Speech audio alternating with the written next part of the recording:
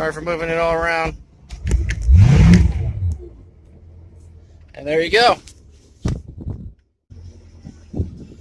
Fire it right up once the carburetor filled up with gas. Pretty dang good for a carbureted motor with 1,000 hours on it. Sorry, dropped it, but it's running nice and smooth. If you can hear a little tick-tick noise, that's what I believe the gimbal bearing is.